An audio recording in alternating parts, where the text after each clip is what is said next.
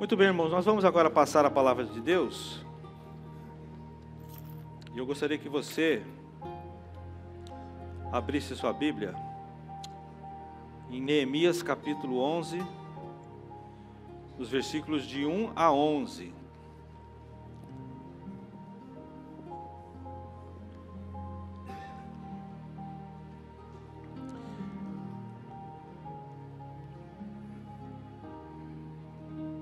Está na NVI.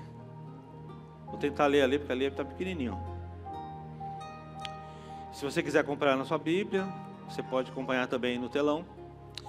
Neemias capítulo 8, de 1 a 11, diz assim: Quando chegou o 7º mês e os israelitas tinham se instalado em suas cidades, todo o povo juntou-se como se fosse um só homem na praça em frente da porta das águas.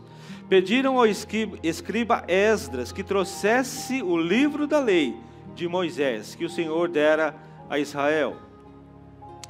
Assim, no primeiro dia do 7º mês, o sacerdote Esdras trouxe a lei diante da assembleia, que era constituída de homens e mulheres, e de todos os que podiam entender.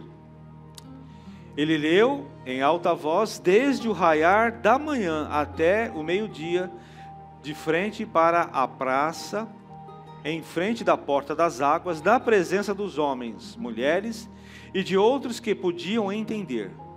E todo o povo ouvia com atenção a leitura do livro da lei. O escriba Esdras estava numa plataforma elevada de madeira, construída para a ocasião. Ao seu lado, à direita, estavam Matitias, Sema, Anaías, Urias, Ilquias e deixa eu ver aqui, Maazéias, aquele está muito pequenininho. E à esquerda estavam Pedaías, Misael, Malquias, Azum, Asbadana, Zacarias e Mesulão. Esdras abriu o livro diante de todo o povo, e este podia vê-lo, pois ele estava num lugar mais alto. E quando abriu o livro, o povo todo se levantou. Esdras louvou o Senhor, o grande Deus, e todo o povo ergueu as mãos e respondeu: Amém, amém. Então eles adoraram o Senhor prostrados, rosto em terra. Os levitas, Jesua, Bani, Serebias, Jamim, Acube, Sebetai, Odias, Maazéias, Quelita, Azarias, Josabade, Anã e Pelaías instruíram o povo na lei, e todos permaneciam ali. Leram o livro da lei de Deus, interpretando e explicando, a fim de que o povo entendesse o que estava sendo lido. Agora preste atenção, irmãos. Que negócio está escorregando aqui. Desculpa aí, mas estou meio atrapalhado hoje, né? Me ajuda aqui, irmão, porque está feio o negócio. Então, Neemias, olha só, presta atenção. Isso que é poderoso, irmãos. Esse versículo é poderoso. Então, Neemias, o governador, Esdras, o sacerdote e escriba, e os levitas que estavam instruindo o povo, disseram a todos: tem que pôr aquele negócio aqui, né? Ah, tá bom. Melhorou. Obrigado. Então Neemias, o governador, Esdras, o sacerdote e escriba, e os levitas que estavam instruindo o povo, disseram a todos: Este dia é consagrado ao Senhor nosso Deus, nada de tristeza e choro, pois todo o povo estava chorando enquanto ouvia as palavras. Olha só. Nada de tristeza e de choro. Volta um pouquinho. Pois todo o povo estava chorando enquanto ouvia as palavras da lei. E Neemias acrescentou: Podem sair. E comam e bebam do melhor que tiverem, e repartam com os que nada têm preparado. Este dia é consagrado ao nosso Senhor. Não se entristeçam, porque a alegria do Senhor os fortalecerá. Amém, irmãos? Vamos orar, feche os seus olhos, curve a sua cabeça. Vamos passar esse momento de oração antes da palavra.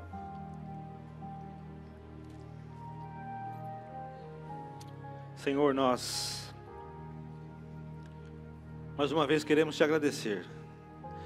Te agradecer porque podemos estar aqui, Senhor. Podemos ouvir a tua voz. Podemos ouvir a tua palavra. Podemos ler a tua palavra. Podemos meditar na tua palavra, Senhor. Ah, Deus, nós saímos da nossa casa hoje com o objetivo, Senhor, de engrandecer o teu nome.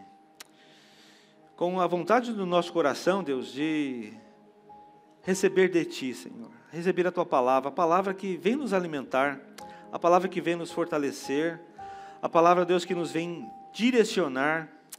Por isso, Deus, nós te pedimos em nome de Jesus que a nossa expectativa não seja frustrada nessa manhã. Que a tua palavra, de fato, Deus, venha, Senhor, entrar na nossa mente, descer ao nosso coração. Que ela possa fazer, ó Deus, as transformações que nós necessitamos. Que a gente possa, Deus, ser reformados, transformados pelo poder que há no teu nome, Senhor. Estamos aqui porque queremos este alimento espiritual. Estamos aqui porque necessitamos de ti. Estamos aqui, Pai, porque nós somos carentes do Senhor.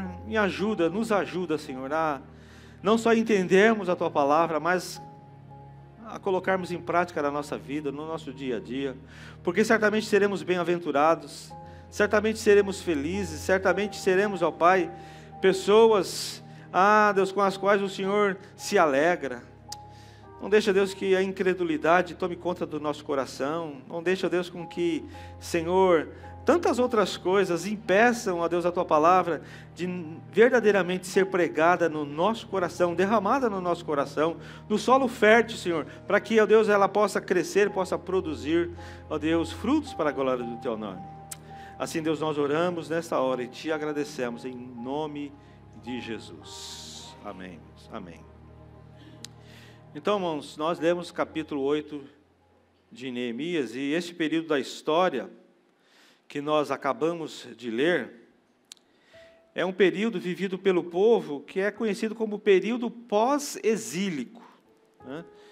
É um período em que Israel estava vivendo depois do exílio da Babilônia, porque o povo havia sido subjugado, desterrado ali, levado para a Babilônia, mas depois, com a vitória da Pérsia sobre os babilônicos, sobre os caldeus, o povo de Israel recebeu autorização para voltar para Jerusalém. Era um período de independência relativa. Eles não eram independentes completos. Eles eram vassalos, eles eram dominados pelo rei da Pérsia, mas com uma certa liberdade e uma certa independência. Então eles regressaram, e os judeus haviam regressado à pátria, né, aquele trecho de terra conhecido hoje como Palestina, que era Canaã. Havia aproximadamente um século, aproximadamente 100 anos, mas nenhuma tentativa fora feita de reconstruir Jerusalém além da restauração do templo. Quando Nabucodonosor invadiu Jerusalém, ele destruiu a cidade, destruiu os muros, ele destruiu parte do templo, e ali, quando eles regressaram, eles começaram a reconstruir, e reconstruíram o templo. Mas Neemias era governador, e o governador civil que havia retornado a Jerusalém sobre o consentimento do rei da Pérsia, que naquela época era Artaxerxes, para reconstruir os muros da cidade. Então logo ele chegou a Jerusalém, ao ver o estado de ruína que estavam os muros da cidade, ele incentivou o povo a iniciar imediatamente a construção daquele muro, uma obra que foi realizada em 52 dias, mesmo em meio a grandes dificuldades, em meio a adversidades, aquele muro foi construído. E a obra de reconstrução do muro já havia sido concluída, mas faltava ainda algumas coisas que precisavam ser reconstruídas. Faltava repovoar a cidade, faltava reformar a vida do povo, faltava reformar o culto a Deus. Lembre-se, eles ficaram mais de 70 anos longe de todas essas coisas, e no regresso eles precisavam retomar tudo isso novamente. E a pergunta a se fazer aqui é: como era esse povo que tanto Neemias quanto Esdras, o livro que nós temos na Bíblia, como era esse povo que eles haveriam de trabalhar? Bem, para responder essa pergunta, nós precisamos recorrer aos escritos da época, para a gente entender qual era o pano de fundo, para a gente entender como era este povo para o qual Neemias estava falando lá no capítulo 8. E considerando que os livros pós-exílicos, e até nessa semana que eu estava preparando a mensagem, eu pensei de a gente futuramente estudar na escola de formação bíblica sobre bibliologia, para a gente entender o que são os livros da Bíblia, como eles foram escritos, por quem foi escrito, para que foram escritos, para a gente entender. Porque os livros pós-exílicos que a gente tem são os livros históricos, de Esdras, Neemias e Ester. E os livros proféticos, de Ageu, Zacarias e Malaquias. Então, esses são considerados escritos pós-exílicos. E principalmente esse último, de Malaquias, a gente pode ter uma ideia, um referencial, porque ele oferece um retrato deste período da época dos judeus, da história dos judeus, já que as profecias ali registradas falam de um período bem próximo a este capítulo 8 de Neemias. Pode-se dizer que era um período deprimente para os judeus. Aqueles judeus da Palestina. Deprimente em que pese o fato do templo haver sido reconstruído em meio a grandes expectativas, mas naquele momento, cerca de 50 anos depois, tudo continuava o mesmo. O Messias não havia aparecido. A pobreza e a dominação estrangeira continuavam. Não havia milagres como em outros tempos. Não havia milagres. A verdade é que muitos estavam perdendo a fé pouco a pouco, dando lugar ao ceticismo, dando lugar à incredulidade, à frieza daqueles que haviam perdido o contato com o Deus vivo e verdadeiro. Essa era mais ou menos a situação. Amados, ao olhar para esses livros pós-exílicos e estudar a história, a gente vê que a adoração havia se tornado monótona, rotineira. Tanto os sacerdotes quanto o povo tinham como uma coisa chata, uma coisa maçante, cansativa. E essa coisa tida como rotineira fez com que o povo começasse a desprezar o Senhor.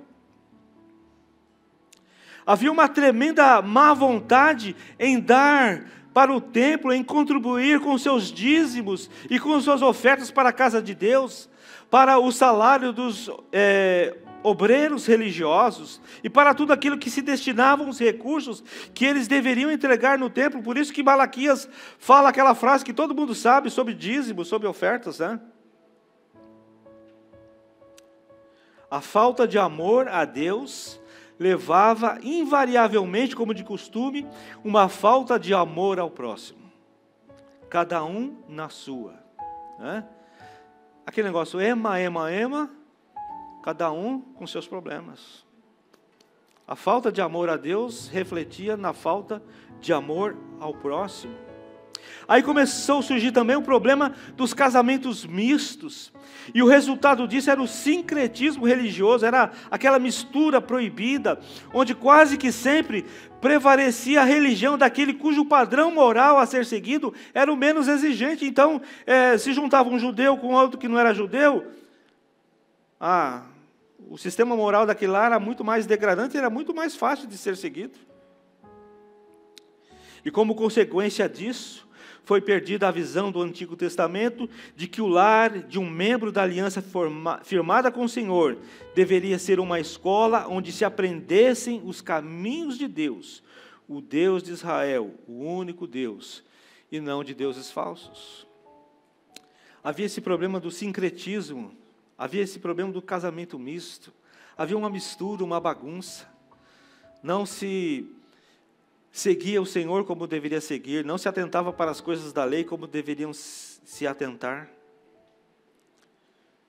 Israel estava assim. Este é um pano de fundo para as coisas que aconteceram, que são narradas no capítulo 8. Para a gente entender o que aconteceu no capítulo 8, a gente precisa então entender o que estava acontecendo ali até o capítulo 8, e isso que estava acontecendo na nação de Israel, de Judá. Então, amados, a pregação do profeta Malaquias, bem como o trabalho de base feito anteriormente pelo sacerdote e escriba Esdras, que escreveu o livro, possivelmente, é bem provável, tenham preparado o terreno para isso que a gente vai ver no capítulo 8. Porque o que se descreve aqui, amados, é um grande avivamento do povo de Deus. Amém?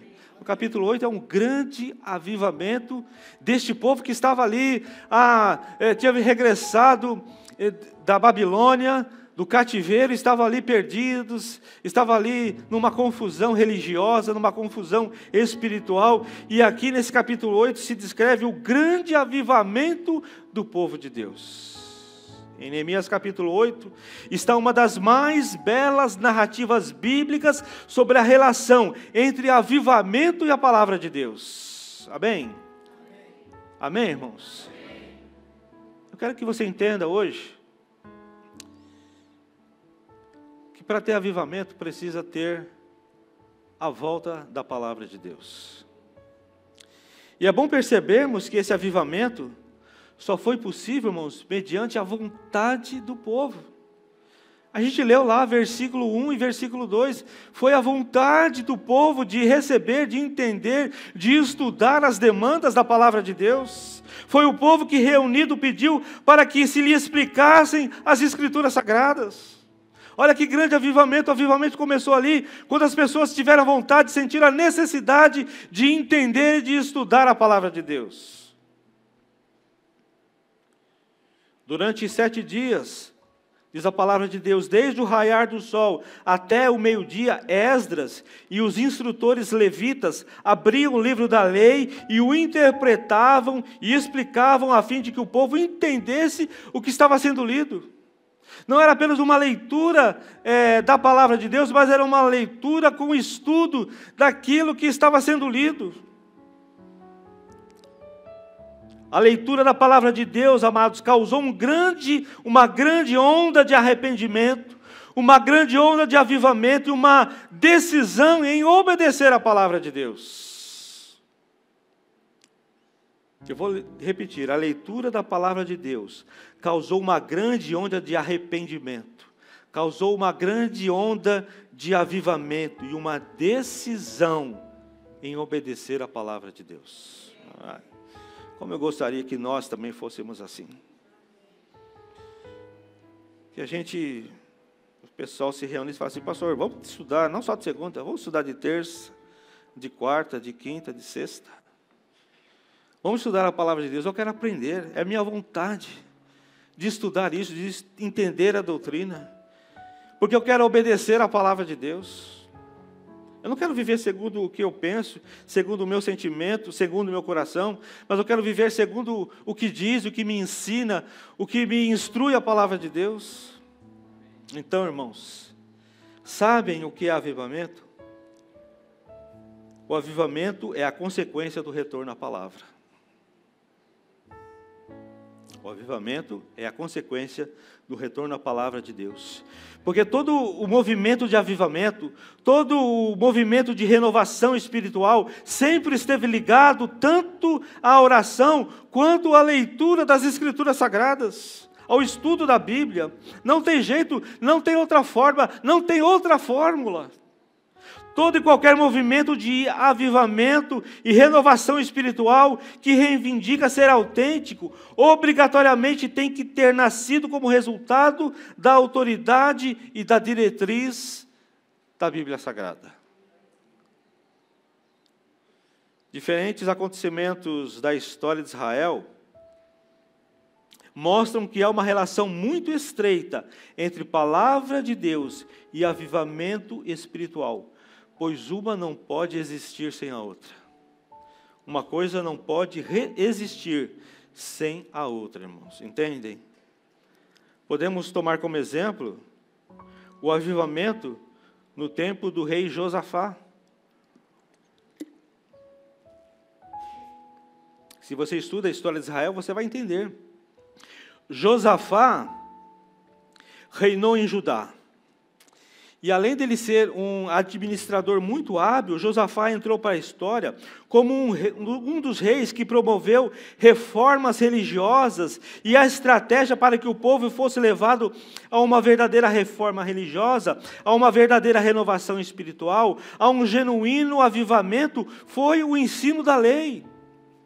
Ele entendeu que para que houvesse uma reforma, um avivamento espiritual, o povo tinha que entender a lei, tinha que ser ensinado sobre a lei. No segundo livro de Crônicas, lá no capítulo 17, fala que o rei Josafá escolheu pessoas competentes e determinou que fossem de cidade em cidade, ensinando o povo, e o resultado foi que a consciência de pecado e o abandono de fidelidade caiu no coração das pessoas.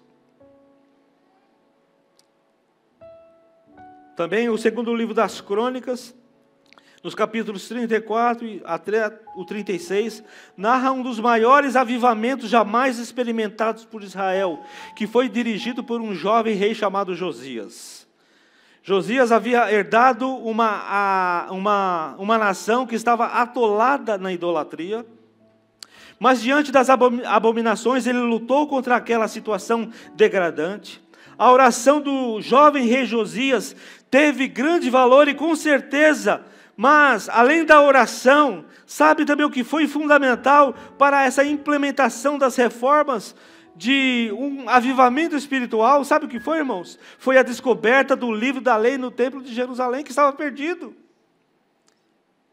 Um sacerdote chamado Ilquias achou o livro da lei e esse foi entregue a Josias, que o aceitou como guia das suas reformas. As leis de Deus, as leis do Senhor. E ao ouvir a palavra do Senhor, Josias se humilhou diante de Deus, depois reuniu a todo o povo para ler diante deles, e isso trouxe um grande avivamento espiritual em Israel. Foi a descoberta, ou a redescoberta do livro da lei. Isso nos ensina, amados, que sem palavra, sem escritura sagrada, sem Bíblia, não há avivamento. Isso nos ensina que o avivamento tem que se fundamentar na Bíblia Sagrada. Por isso, irmãos, que tem tudo a ver aquilo que a gente está vivendo hoje nessa campanha de 21 dias, dessa devocional do Projeto Jetro. Se a gente quer verdadeiramente ser ativados na oração, na vida espiritual, nós precisamos dedicar uma parte da nossa vida, do nosso dia, para orarmos, buscarmos a Deus e estudarmos a palavra. Estudarmos a palavra de Deus, entender a palavra de Deus, estudar aquilo que o Senhor quer que a gente saiba, para que a gente possa praticar essa palavra. A gente precisa entender isso.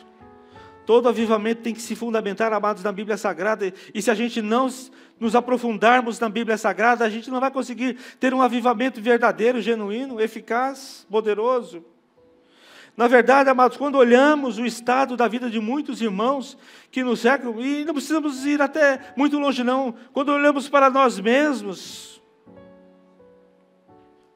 podemos perceber um enorme vazio, muitas vezes. E eu digo isso, irmãos, com bastante clareza, porque às vezes também acontece comigo. Um vazio nos sonhos, um vazio no querer, um vazio nos propósitos. Tem pessoas, amados, que abandonaram o projeto da igreja. Não sei sobre qual alegação, mas abandonaram. E tal qual aquele povo da época de Neemias, há tantos hoje na igreja com uma fé abatida, uma fé fraca, uma fé mórbida, doentia. Há tantos arrasados, deprimidos, há tantas pessoas insatisfeitas. Para estes, a religião se tornou um costume, uma coisa rotineira. Essas pessoas ficaram estacionadas, são crentes estacionários, que por algum motivo pararam, estacionaram na sua vida espiritual, na sua vida ministerial. Mas sabe, amados, qual a diferença que existe e que precisamos entender urgentemente? A diferença é que o povo da época de Neemias deu um passo para sair disso. Amém, irmãos? Eles deram um passo para sair disso. Eles ficaram assim, a minha vontade é de conhecer a palavra de Deus. A minha vontade é de saber da lei do Senhor. A minha vontade é estudar. Então, nos ensina, por favor, a palavra do Senhor para mim. Eles deram um passo para sair disso. Eles se reuniram e pediram para que a palavra de Deus fosse lida, para que ela fosse explicada, porque se vê claramente um desejo geral do povo. A diferença é que eles tiveram sede da palavra de Deus. A diferença é que eles perceberam que só poderiam depositar alguma confiança, alguma esperança na aliança que fizeram com o Senhor, se as demandas da aliança fossem estudadas e fossem praticadas numa prática sincera, numa prática verdadeira e do coração.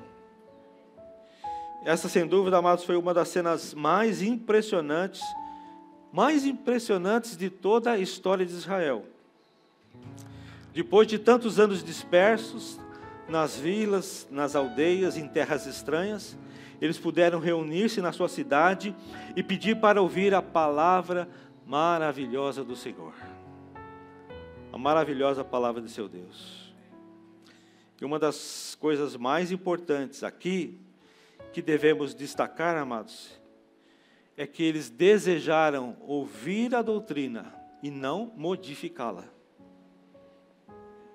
Eles desejaram ouvir e conhecer a doutrina, mas não desejaram modificá-la. Eles não desejavam alterar a doutrina para que o seu modo de vida fosse acomodado na palavra, se encaixasse na palavra de Deus. Para eles não tinha esse papinho furado de que a Bíblia precisa ser atualizada. A palavra de Deus precisa ser atualizada. Papo furado. Na busca do avivamento, não podemos destacar a teologia e desprezar a doutrina, pois quem assim o faz está dinamitando os alicerces de uma vida cristã autêntica, porque ambos precisam ser destacados no nosso avivamento espiritual. Avivamento sem doutrina, amados, é o mesmo que um edifício sem os alicerces. Uma hora vai desmoronar, uma hora vai cair. E não há vida piedosa, divorciada da doutrina e da teologia. Não tem como existir. Por isso que a gente fala, você deve ler a Bíblia, mas você deve estudar também a Bíblia. Porque se a gente lê só a Bíblia, a gente às vezes não entende. Então a gente precisa ler, precisa pedir a unção do Espírito Santo, a iluminação do Espírito Santo. Precisamos ter outros livros que nos ajudem a compreender a palavra de Deus.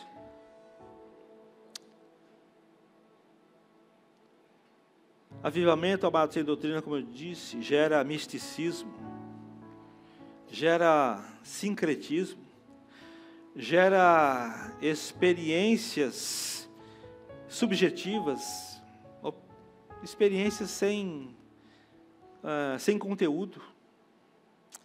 O apóstolo Paulo diz para Timóteo, e até uns acham que Paulo foi indelicado, quando ele escreveu para Timóteo, disse para que ele rejeitasse fábulas profanas e de velhas caducas. Já viu velha caduca falando, irmãos? Difícil, né? Paulo falando assim, rejeita as fábulas profanas e de velhas caducas. A centralização da palavra, amados, de Deus, não só na confissão, como também na prática da fé, é aquilo que melhor mede o avivamento verdadeiro. Não há avivamento sem retorno à Bíblia. Não há avivamento sem fome da palavra de Deus. Sem que a igreja tenha um desejo ardente pelas verdades eternas de Deus. Nenhum avivamento verdadeiro pode estar dissociado da palavra. Nenhum avivamento pode ser independente da palavra. Nenhum avivamento pode dispensar a centralização das Escrituras Sagradas na confissão e na prática da vida. Precisamos dessas Escrituras Sagradas. Precisamos entender, precisamos ler, precisamos nos aprofundar na palavra de Deus, porque a ignorância espiritual é o que causa a destruição do povo de Deus. O Senhor já falou isso através do profeta Oséias, Oséias 4:6. Já está aí, né? Meu povo foi destruído por falta de conhecimento. Simples assim. Meu povo foi destruído por falta de conhecimento. Uma vez que vocês rejeitaram o conhecimento, eu também os rejeito com os meus sacerdotes. Amados, foi a leitura pública da Bíblia, das Escrituras, nos dias de Esdras e de Neemias, que o povo em Jerusalém se deu conta dos seus erros. Foi por causa disso que eles se humilharam, reconhecendo o seu pecado, e eles tomaram posição para consertar a sua vida diante de Deus. E a leitura da palavra de Deus desencadeou tudo isso, irmãos. Eles se deram conta dos erros, eles se humilharam, eles reconheceram o seu pecado, mas eles tomaram a posição de consertar-se diante de Deus. E tudo isso veio através da necessidade que eles acreditaram ter de estudar as palavras de Deus. Então são vários exemplos dentro da Bíblia, irmãos, que mostram claramente que o avivamento espiritual sobrevém sobre aqueles que pautam a sua conduta sobre a palavra de Deus e somente sobre a palavra de Deus.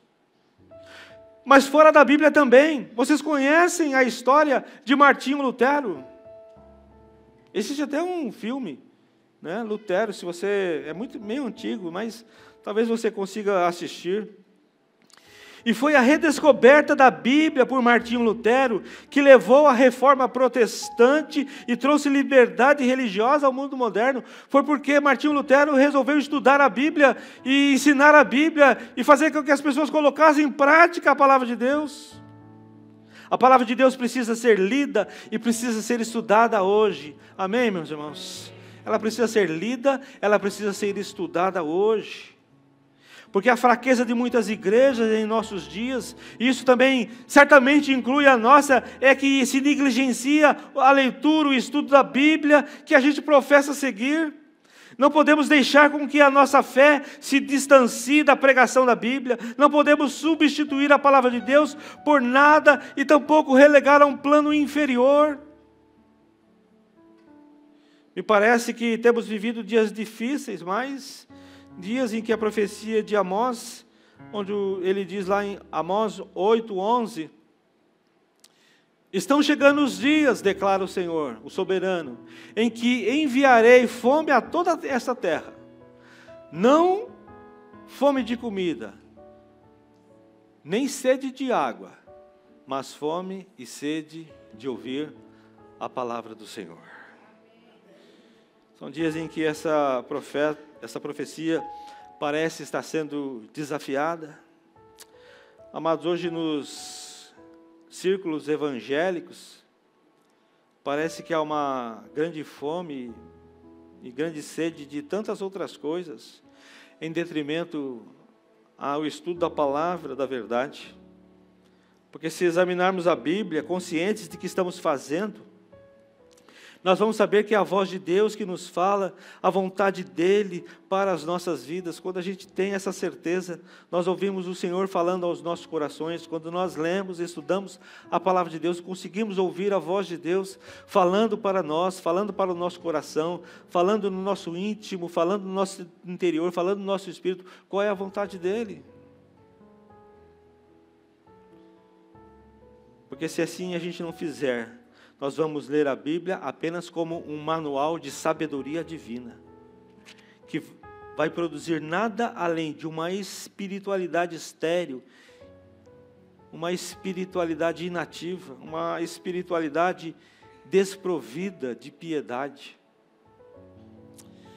E a palavra de Deus, quando buscada, a palavra de Deus quando lida, quando estudada, a palavra de Deus quando esquadrinhada, quando examinada, quando desejada, ela é capaz de penetrar no nosso íntimo, no íntimo do crente, na sua mente e operar com grande eficácia e poder no coração a palavra de Deus. Isso é o que chamamos de avivamento verdadeiro. Quando nós desejamos ouvir a voz de Deus, estudar a sua palavra. Quando nós queremos que ela seja lida, buscada, entendida, estudada, examinada.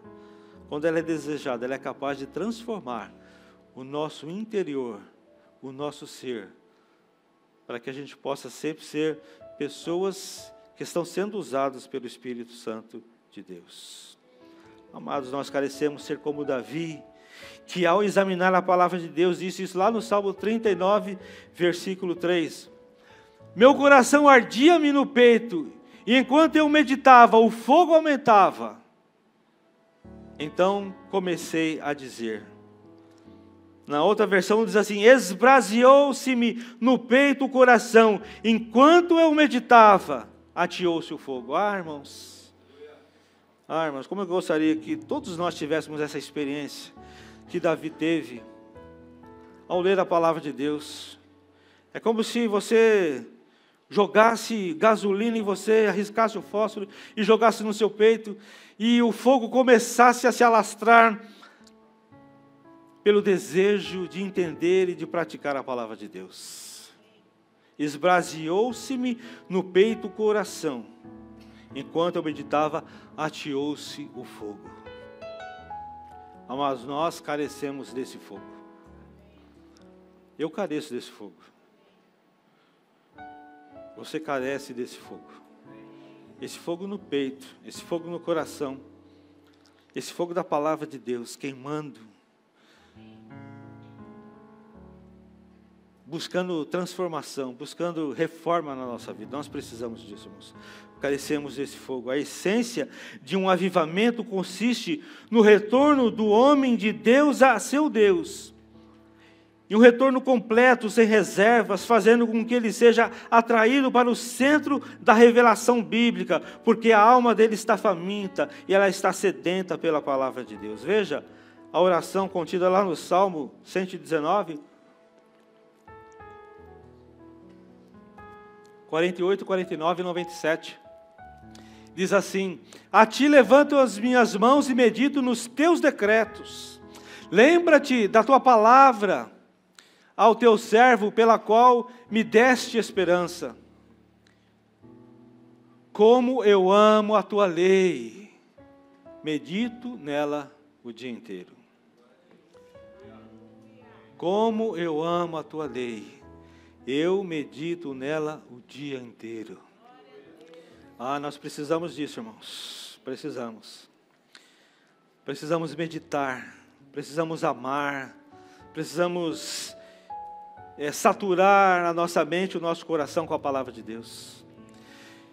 E sejamos como salmistas, diz assim, eu amo a tua lei, eu procuro a tua lei, eu busco a tua lei, eu quero a tua lei, eu medito nela o tempo todo, eu quero estar vivendo as tuas verdades, eu quero estar vivendo o teu querer, eu quero estar vivendo aquilo que o Senhor me ensina através da sua palavra, amados. E em conexão a isso, ao ler essas coisas, eu fico pensando numa palavra proferida pelo próprio Senhor Jesus Cristo. E essa palavra de Jesus refere-se às coisas que em breve acontecerão, dos acontecimentos que antecederão o retorno de Jesus e o fim do mundo, porque é isso o que nós estudamos na escola bíblica.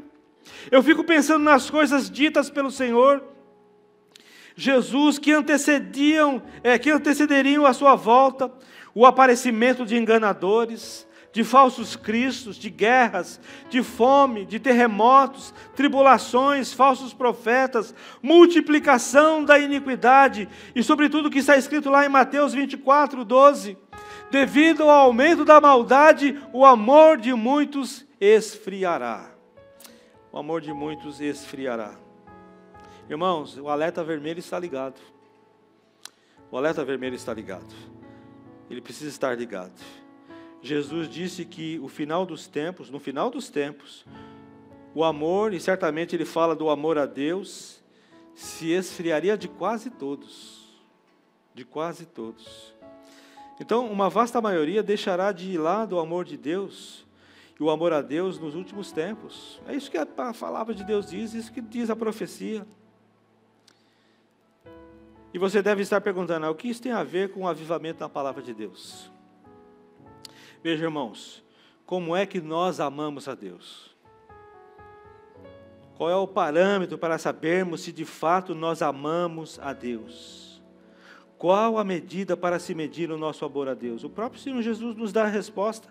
Em João 14, 21, ele diz: quem tem os meus mandamentos e lhes obedece, esse é o que me ama. Aquele que me ama será amado por meu Pai, e eu também o amarei e me revelarei a ele. Quem tem os meus mandamentos e lhes obedece, este é o que me ama. João 15, 10. Se vocês obedecerem aos meus mandamentos, permanecerão no meu amor, assim como tenho obedecido aos mandamentos de meu Pai, em seu amor permaneço. Amados, nós não podemos fazer vistas grossas a essas advertências da palavra de Deus. Precisamos ter no nosso coração o desejo de aprender, de reconhecer, de entender, de praticar a palavra de Deus, porque quem faz isso ama o Senhor. E se você ama o Senhor, você está guardado no seu poder. Está guardado no seu poder. Aplauda ao Senhor.